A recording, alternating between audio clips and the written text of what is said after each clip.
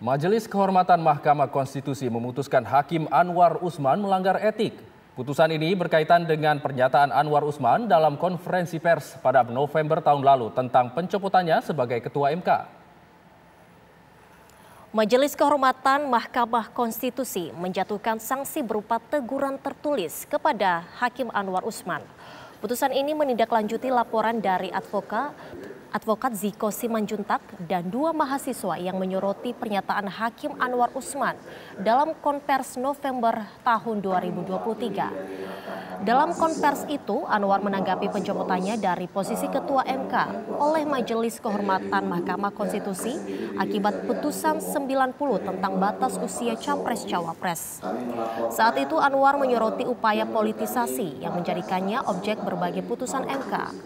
Anwar juga merasa difitnah secara keji sehubungan dengan penanganan perkara syarat usia minimal Capres-Cawapres.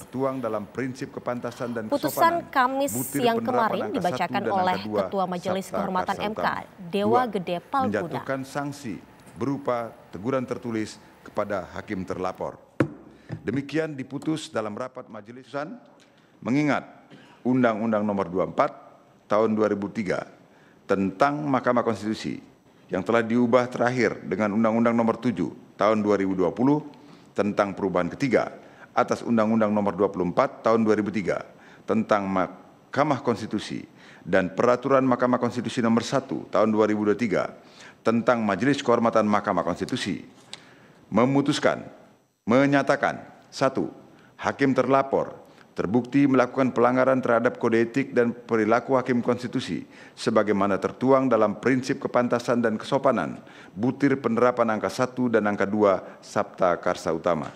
2. Menjatuhkan sanksi berupa teguran tertulis kepada hakim terlapor.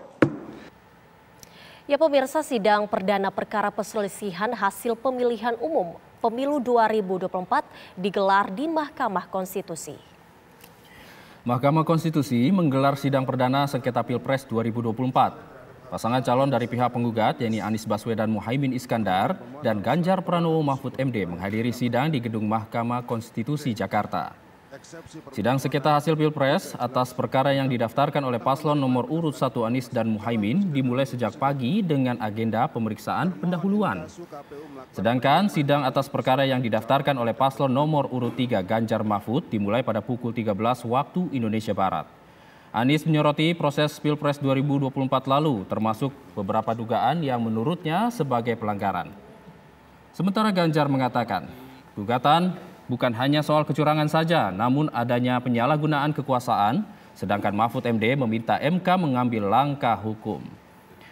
Sidang perdana untuk gugatan Ganjar Mahfud dihadiri juga pihak KPU sebagai pihak termohon, yakni Ketua MK Anwar Usman dan Ketua Bawaslu Rahmat Bagja, sementara pasangan Prabowo Subianto Gibran Raka Buming Raka diwakili Yusril Ihza Mahendra sebagai Ketua Tim Hukum Prabowo Gibran.